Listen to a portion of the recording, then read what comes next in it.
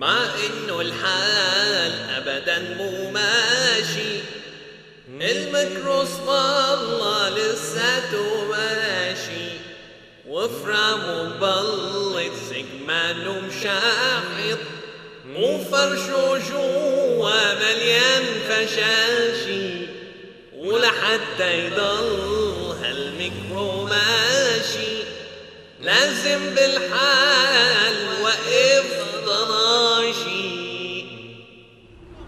عمي يا معلم العمار وعلي حالتنا يابا، عمر لي شيخ ودار عمر دنيتنا يابا، عمي يا معلم العمار وعلي حالتنا يابا، عمر لي شيخ ودار. مو على اساس تمروا على بيت عبود امبارح بعد ما تسكر البسطه، ضلينا ساعتين نستناك بعدين داخل انا فقسناها. لك اسكت يا زلمه، والله هيك شايف، بس ندهوني رح شقيت على ابن ابويا وكبسته. مين وياه؟ لا حول ولا قوة الا بالله. انت هاي القصة ليش مخك بسطي فيها ما عم بفهم؟ لو كان ويام كنت ما قلت لك ابن ابويام، كنت قلت لك ويام دغري. امسح ابدان يا اخي، اني واحد لك؟ الوسطاني. مين سلام؟ لا وسام. ورجيني اشوف.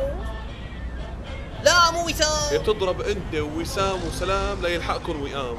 خلصني شو كان صاير؟ المسكين الله يبينا بجهنم جاي طرف فالش. العمى، لين اجتوا هالبلوه؟ جايك بالسيرة. هذا يا سيدي ما انت هالولد شغين وقبضاي، شد لحاله مصلحته وضبل ورشي. بري عليه والله، دخلك شو بيشتغل؟ بالموبايل. لك هذا وئام.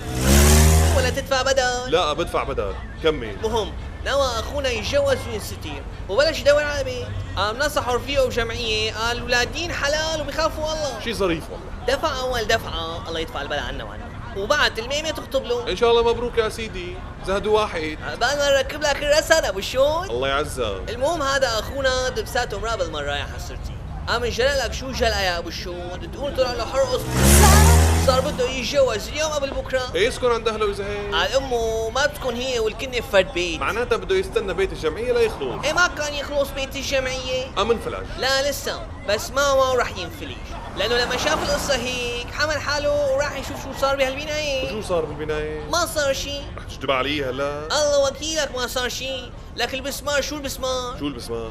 بسمار مودائين ولادين الحلال اللي بخافوا الله، اطلع لك هيك حواليه لا ارض حفره نفره. عم انفلج. لا لسه، بس شو بك انت؟